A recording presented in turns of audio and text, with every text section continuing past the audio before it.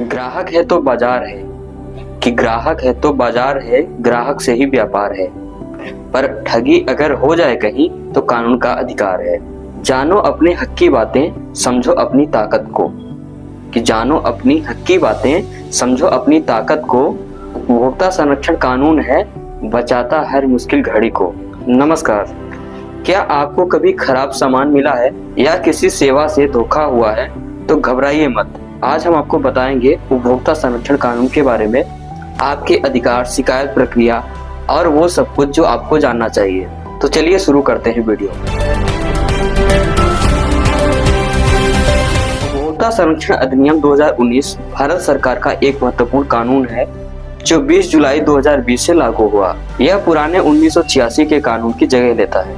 इसकी मुख्य विशेषताएं, इसमें ऑनलाइन और ऑफलाइन दोनों खरीदार शामिल होते हैं। ई कॉमर्स प्लेटफॉर्म भी शामिल है। त्वरित शिकायत निवारण प्रक्रिया है। भ्रामक विज्ञापनों पर सख्त कार्रवाई है। यह कानून सभी तरह के सामान और सेवाओं पर लागू होता है, चाहे वह ऑनलाइन या ऑफलाइन खरीदा गया हो। आइए जानते हैं आपके कौन कौन से अधिकार हैं। सुरक्षा का अधिकार, राइट टू सेफ्टी। आपको ऐसे सेवाएं मिलनी चाहिए जो आपके स्वास्थ्य और जीवन के लिए खतरनाक न हो। उदाहरण के लिए दवाइयाँ, खाद्य पदार्थ और इलेक्ट्रॉनिक्स सभी सुरक्षित होने चाहिए। सूचना का अधिकार, आपको सामान की गुणवत्ता, मात्रा, शुद्धता, कीमत और मानक के बारे में पूरी जानकारी पाने का अधिकार है। कंपनियां आपसे कोई भी महत्वपूर्ण जानकारी छिपा नहीं सकती।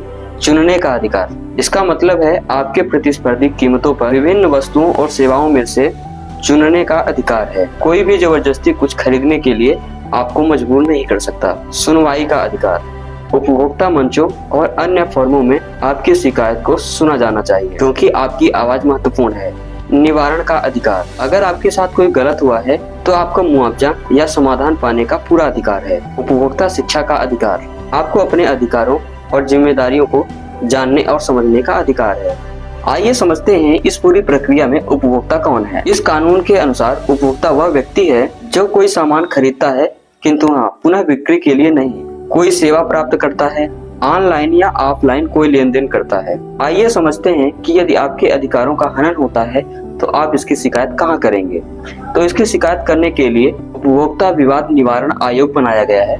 यह 3 स्तर पर कार्य करता है, जिला स्तर पर, राज्य स्तर पर और राष्ट्रीय स्तर पर। जिला आयोग हर राज्यों में स्थित होता है और यह 1 करोड़ तक के मामलों का निपटान और सुनवाई कर सकता है। राज्य आयोग अर्थात स्टेट कमीशन 1 करोड़ से 10 करोड़ तक के मामलों की सुनवाई करता है।